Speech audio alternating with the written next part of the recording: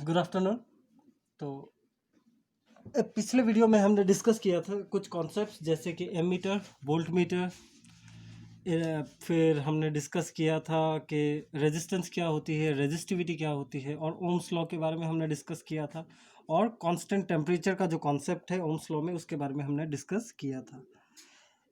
इस वीडियो में हम डिस्कस करेंगे रेजिस्टेंस इन सीरीज़। मतलब अगर हम दो या दो से ज़्यादा रेजिस्टर्स को अगर हम सीरीज़ में कनेक्ट करें, मतलब एक के बाद एक, तो हम उसका इक्विवेलेंट रेजिस्टेंस कैसे निकाल सकते हैं उस सर्किट का।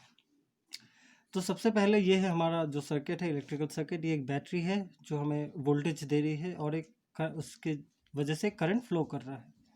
ये दो हमारे रेजिस्टर्स लगे हुए हैं सीरीज़ में। अब इक्विवेलेंट रेजिस्टेंस निकालने के लिए सबसे पहले हम यह बात करेंगे इस सर्किट में करंट की क्या प्रॉपर्टी है। क्या करंट इन दोनों रेजिस्टर्स में से जब वो क्रॉस करेगा वो चेंज हो रहा है या चेंज नहीं हो रहा है। तो इसको समझने के लिए हम एक एनालॉजी समझते हैं। सबसे पहले ये हमारा एक पाइप है और इसमें से वाटर फ्लो हो रहा है, और ये जो दो नैरो एजेस है ये हमारे दो रेजिस्टर्स है। क्यों? क्योंकि यहाँ जो वाटर का फ्लो होगा वो थोड़ा रेस्ट्रिक्टेड होगा, स्लो होगा।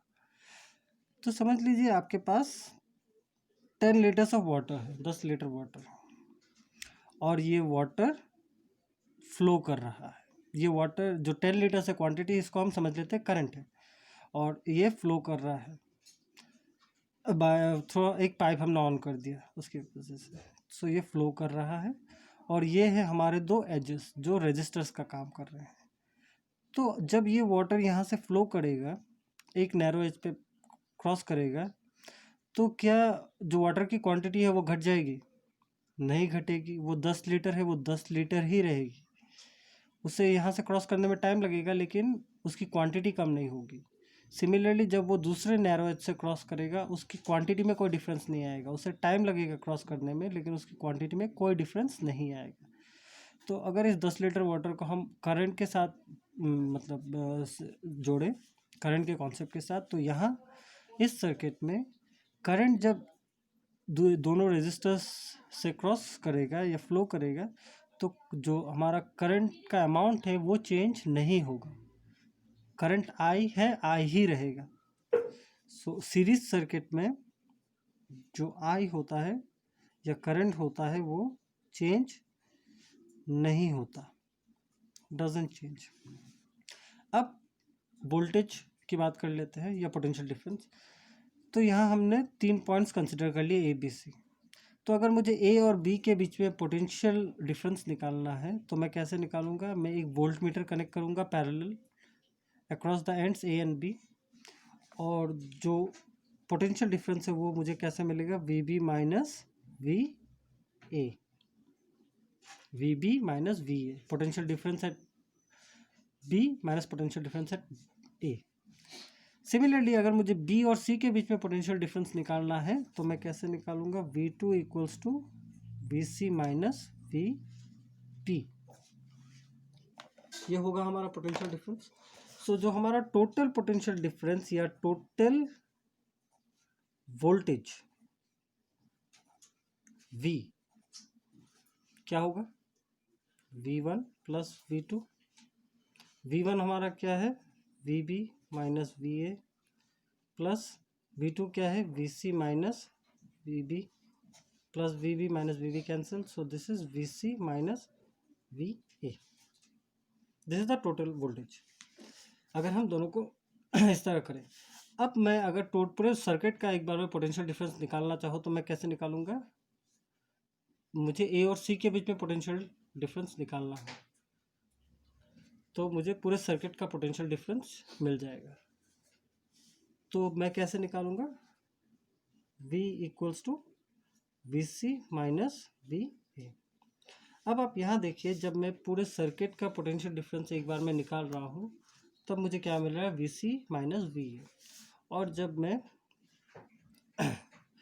पहले दो पॉइंट्स के बीच में ए और बी के बीच में मैंने निकाला, फिर बी और सी के बीच में जब मैंने पोटेंशियल डिफरेंस निकाला, जब दोनों को ऐड किया, टोटल वोल्टेज निकाला, तब भी मुझे क्या मिल रहा है? V C minus V A.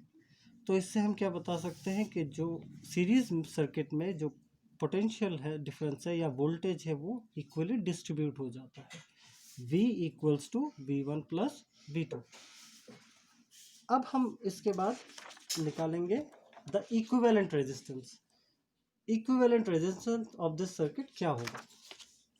तो हमें पता है ओम्स लॉ क्या है, V equals to I R, this is the Ohm's law.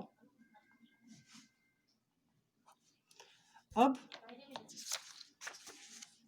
The potential difference across R1, the potential difference across resistor R1 क्या होगा, V1 equals to I R1, I constant है हमारा, I रहेगा। Similarly potential difference across R2, across R2 क्या होगा, V2 equals to I R2। तो total voltage या potential difference हम कैसे निकालेंगे, V equals to V1 plus V2, क्योंकि सीरीज सर्किट में पोटेंशियल इक्वली डिस्ट्रीब्यूट हो जाता है। V की जगह हम लिख सकते हैं IR, V1 की जगह IR1 प्लस V2 की जगह IR2, और IR equals to I common R1 plus R2, I cancel, so R equals to R1 plus R2, और हम कह सकते हैं R equivalent. So this expression gives the equivalent resistance of two resistors connected in series। अगर हमारे पास 3 resistors हो तो हम कैसे निकालेंगे, R equivalence equal to R1 plus R2 plus R3, इस तरीके से इक्विवेलेंट रेजिस्टेंस निकाल सकते हैं।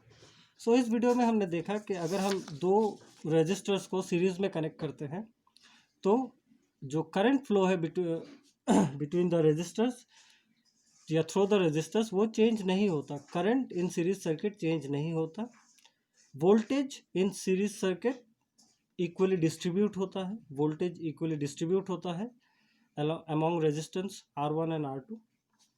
और हम the equivalent resistance of a series circuit कैसे निकाल सकते हैं, R equivalent equal to R1 plus R2। तो नेक्स्ट वीडियो में हम डिस्कस करेंगे जब हम 2 रेजिस्टर्स को पैरेलली कनेक्ट करते हैं तब हम उसका इक्विवेलेंट रेजिस्टेंस कैसे निकाल सकते हैं। अगर इस वीडियो से रिलेटेड आपको कुछ डाउट है तो आप मुझे कमेंट सेक्शन पे कमेंट करके बता सकते हैं, या फिर डिस्क्रिप्शन में दिए गए मेल पे मुझे मेल भी कर सकते हैं। Thank you.